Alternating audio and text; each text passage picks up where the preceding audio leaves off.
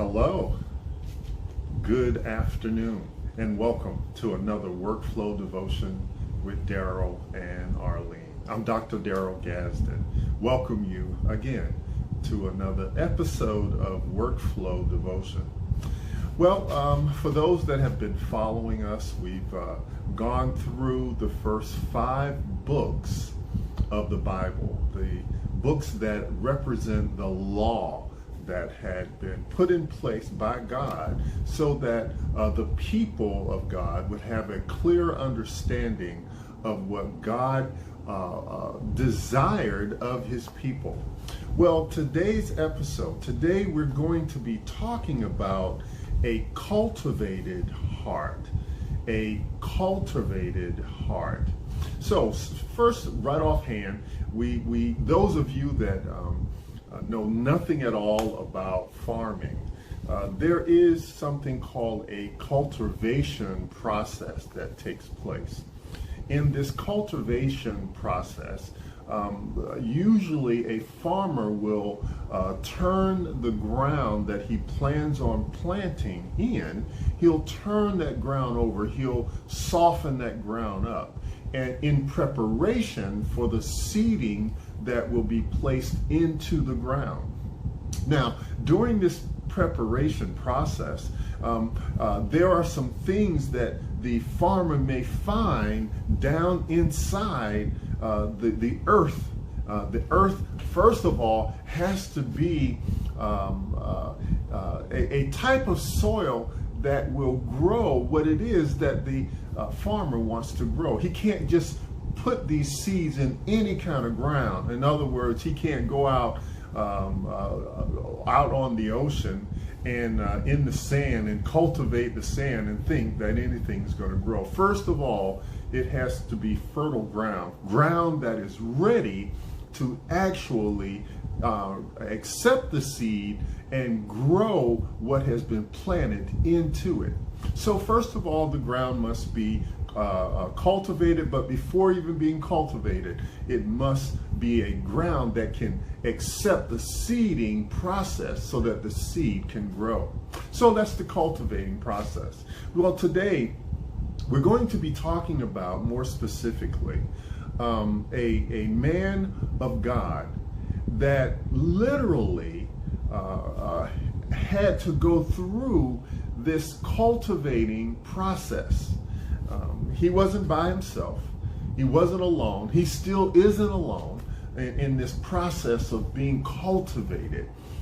This particular man, God said at one point that he was a man after his own heart. Of course, we're talking about King David. And we're going to be going and looking at Songs, the division of Songs, 51st division of Songs. We'll be looking at verses 6 through 13. So now theologians say that this particular song that David had written, he had written it in response to what he had done to his friend Uriah and Bathsheba, which was his wife, which was Uriah's wife. You know, if you don't know the story, go back and read it. You'll find this story in 1st and 2nd Samuel.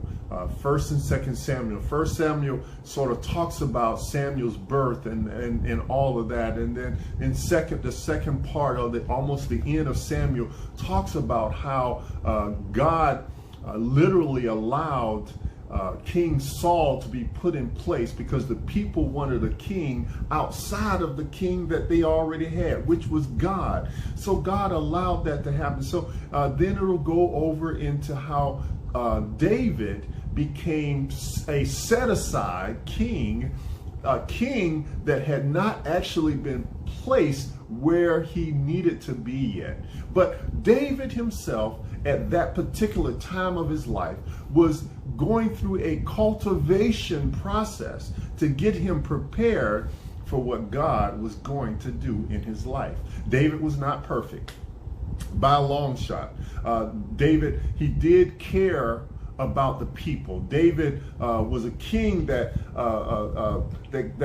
not only understood the people, but he had a general like for those that were around him. He cared about people. Another thing, David was a king that did not mind cultivating the minds of the people, trying to get them to become better than what they were. David was a king that had blood on his hand, but though he had blood on his hand, he had love in his heart. This is that King David. King David was a king that was not perfect, but did not mind acknowledging his imperfections. He did not mind allowing others to know, I am not perfect.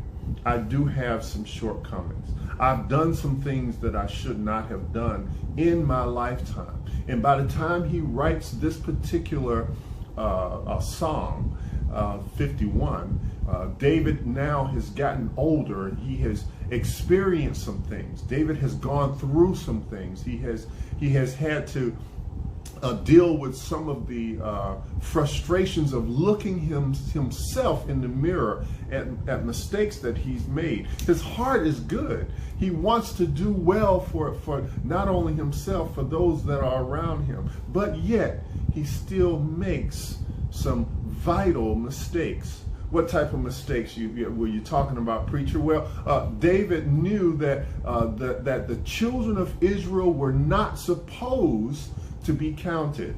Only when in the Old Testament during the law, when Moses was there, when God specifically directed Moses to count the people, were they to be counted. And now David, before he got ready to go into battle, literally sent others to go and count the people, which was not something he was supposed to do. And David knew better, but he did it anyway.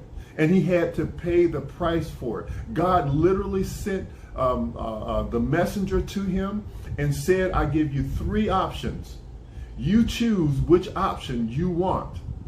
But you have 3 options and choose which one. But now, because of what you have done, you have to pay the price for the things that you've done, David. I love you, but you still got to pay for it. So David chose the pestilence to come into the land.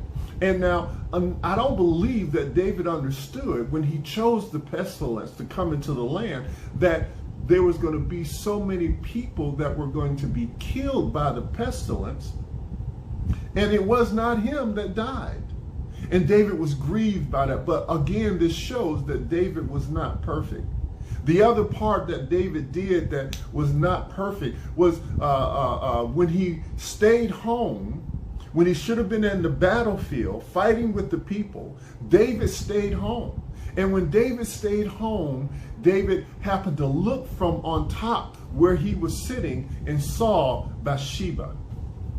And he summons Bathsheba to come to him. And David takes Bathsheba as his own wife, even though she had a husband. Her husband that was out there in the battlefield fighting because he told him to go and fight, Uriah. And then David tried to hide what he had done to Uriah. And by bringing Uriah back to the kingdom and trying to get Uriah to sleep with his wife, to spend some time with his wife, but Uriah wouldn't do it. And after a few days, and Uriah would not go to his wife, David sent Uriah back with a note that would kill Uriah in battle, to try and hide what he had done. This is David, King David, a man after God's own heart, a man that had flaws, a man that did not do everything the way it should be done. Does that sound like you or I? Have we always done the right thing all the time? Have we always had a heart to do good, but yet sometimes we make bad decisions?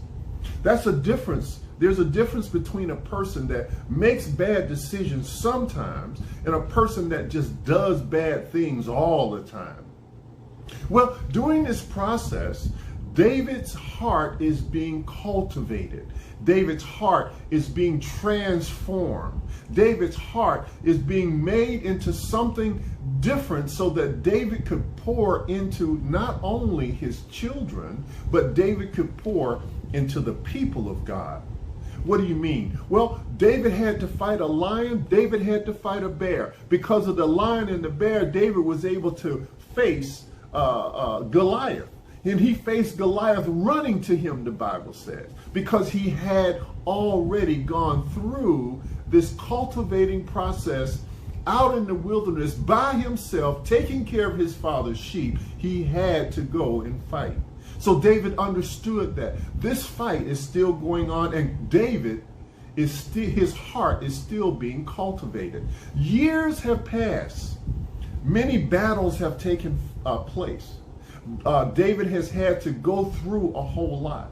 And now, in this particular song, I believe that David is going back through himself of what he has done and what he did not only to his friend Uriah, but what he did just to God.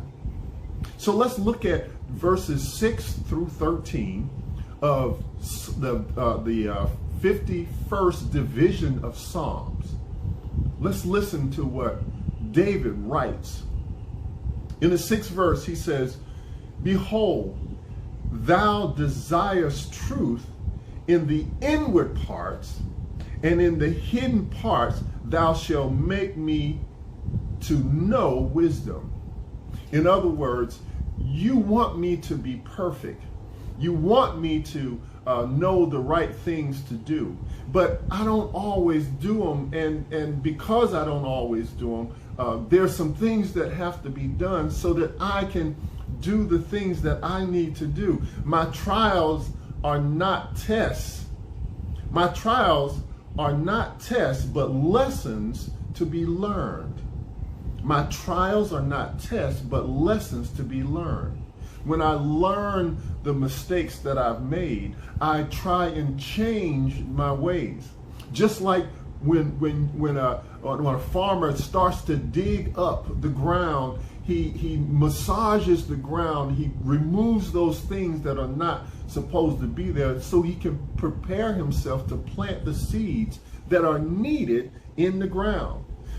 He says, "Purge me with hyssop, and I shall be clean. Wash me, and I shall be whiter than snow. Clean me from the inside out. Then will I be pure because of you." I can see David saying this, "Clean me up, Lord. Make me what you want me to be." David understood that these things were already being done in his life, but he was still there, still making mistakes. Sometimes we do the best that we can do, and still we find that mistakes are occurring in our own lives. But what do you do about it? You continue to do what's right. The Bible tells us, do not get weary in well-doing. Just because you see others prospering, just because they're going forward, don't you get weary in well-doing. He says, "Make me to hear joy and gladness, that the bones which thou hast broken may rejoice." Wow. Here, David is saying, the things that you are breaking away from me, that you've broke me from, were not there to destroy me, but to lift me up. Some things had to be broken. I had to be broken from some things that I got used to doing all the time. It wasn't that I didn't know that they weren't right to do. I just did it anyway. And you had to break me from that so that I could be who you want me to be versus who I am.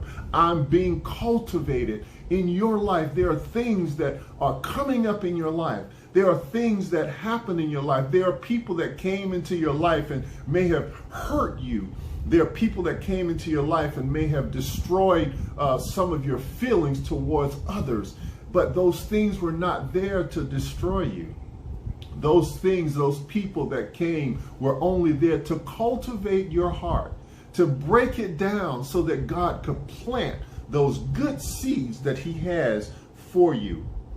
Hear what David says. He says, hide thy face from my sins and blot out mine iniquities. Create in me a clean heart, O God, and renew a right spirit within me.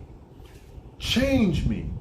Help me to make the change that I need so that I can be what you want me to be and not what I think I should be. Make me who you want me to be, and hide, Lord, hide those sins, hide those things after you have cleaned me up. This is what David is saying. And then he says to God, he says, restore unto me the joy of thy salvation, and uphold me with thy free spirit. See, there were some things that I did. I can imagine David saying, you know what? I knew better than to go and call on Bathsheba. I knew better than to be looking out at her taking a bath. I knew better than to have my people to go and get her, to bring her to my house. I knew better than to go into her and to be one with her as though she was my wife. And I did it anyway. But Lord, forgive me for my sins. I knew better than to have her husband murdered. But Father, forgive me for the stupidity that I've done. And Nathan literally tells David, God's going to make you pay for what you did, but God still loves you. You're still a man after his own heart, because David did not mind going down on his knees and asking, not only asking for forgiveness, but David really meant what he was saying when he asked for forgiveness. Create in me a clean heart, renewed heart. Cultivate my mind, cultivate my heart so that you can plant in me what you want me to be. And now on the 13th verse, not the last of this particular chapter, but the 13th verse, here David writes, then will I teach transgressors thy ways, and sinners shall be converted unto thee. I know what I've gone through. I know what I did. I'm not trying to hide what I did. The things that I did that were wrong, I'm standing up to the wrong that I did. Now, Lord, allow me to be able to tell someone else about my own shortcomings, so that they too can then look at theirs and be changed. This is who David is. This is why David was considered a man after God's own heart. Do not despise the good things that God has for you to go through, because those good things are there to take you to another level, to elevate you and not to tear you apart. As long as you hold on to God's unchanging hand and believe in your heart that he is there for you, things will change. You will change within yourself. So, again, by being cultivated, by your heart being cultivated, by God breaking up the grounds inside of you, by God allowing you to go through some things, not because he wanted you to go through it, but because of your own shortcomings, God is now transforming you into what he wants you to be instead of what you think you should be. Well, this has been another workflow devotion with Darrell and Arlene. I pray that this devotional time is a blessing to you, and not only to you, to those that will hear what you have to say from the things that you have had to go through. Because every one of us have had to go through something. The Bible tells us that there are new blessings every day. And I like to say there's a new blessing for me because I used up all my ones from yesterday and the day before. And I thank God for what he's doing in my life. So if God is continuing to bless you, if God is continuing to direct your path, and only you can allow him to direct your path. My wife likes to say, God is a gentleman. He's not going to break the door down to make you do anything. But he will try and guide you if you allow him to.